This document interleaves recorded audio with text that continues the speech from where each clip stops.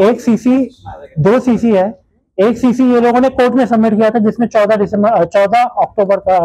नवंबर का डेट है, और दूसरा सीसी वो जो मैंने आरटीआई से निकाला है जिसमें 2 दिसंबर का डेट है। क्लियर है, मैं आपको प्रोडक्शन ऑफ डॉक्यूमेंट करता हूँ, आप देख लीजिए। इसका मैं पीडीएफ बना के आपके ऑफिशियल ईमेल आईडी पे ट्रांसफर कर दूंगा।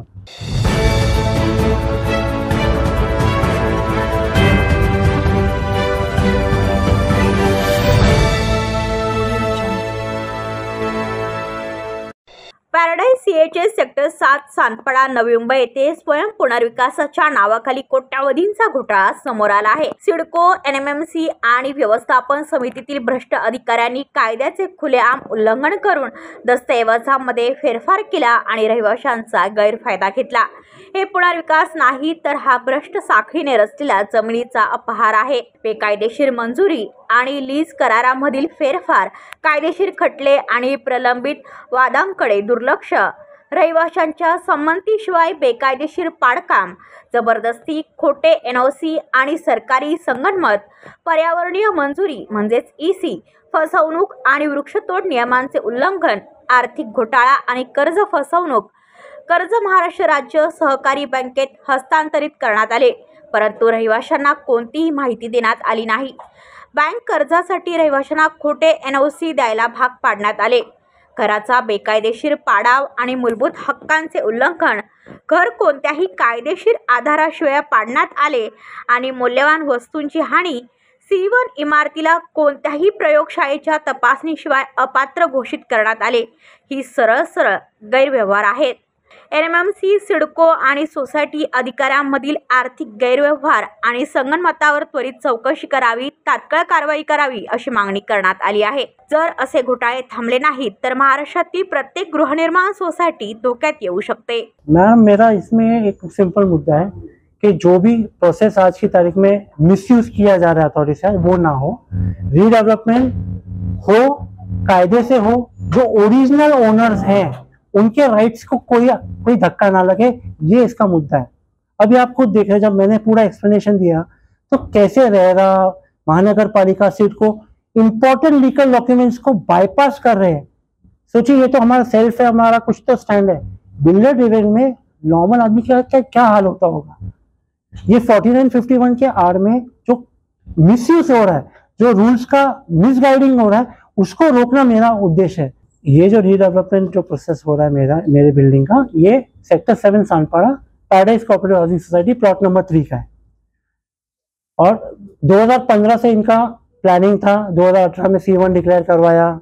तभी तो ये ऑफिस में अधिकारी जो भी था वो हमको उससे अपील नहीं, जो हुआ वो अलग, वो हो गया, बीत गई बात गई।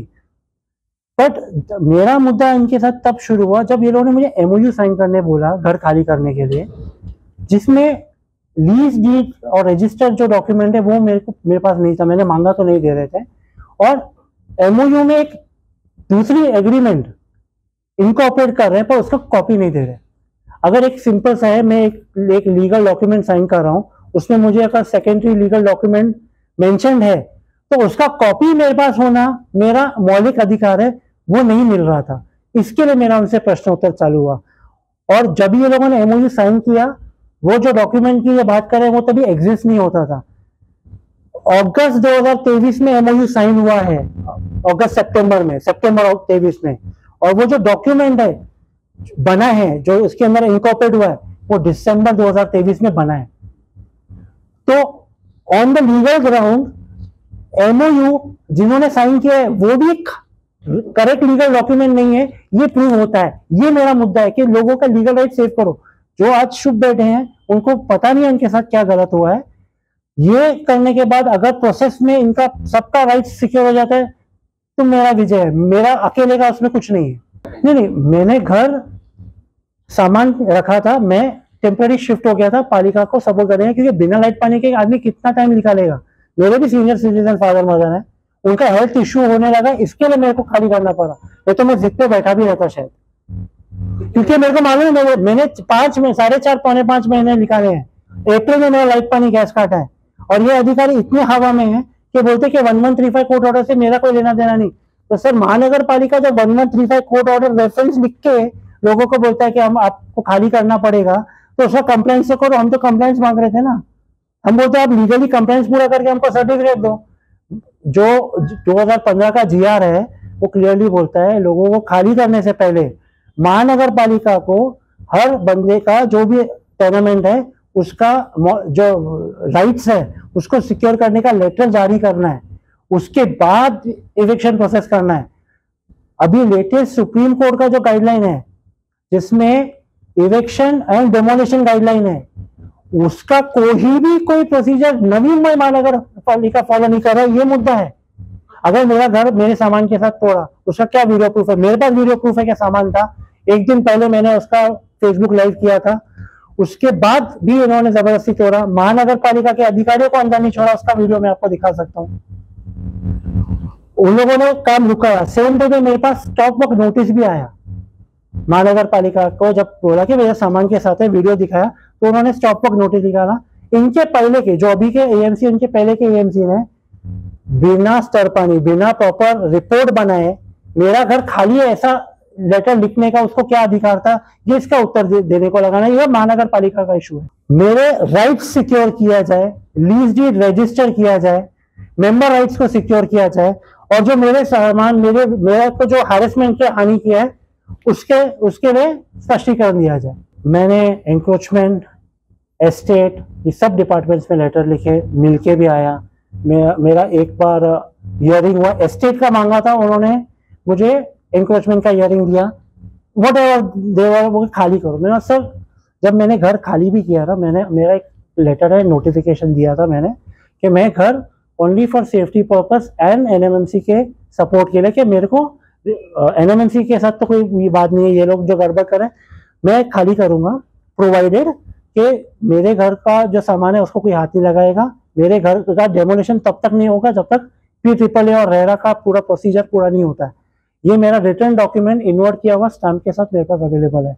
उसके बाद मैं टेम्पररी शिफ्ट होने गया हूँ, सामान मेरा पूरा अंदर था, मेरा लॉकर तक तोड़ा गया है।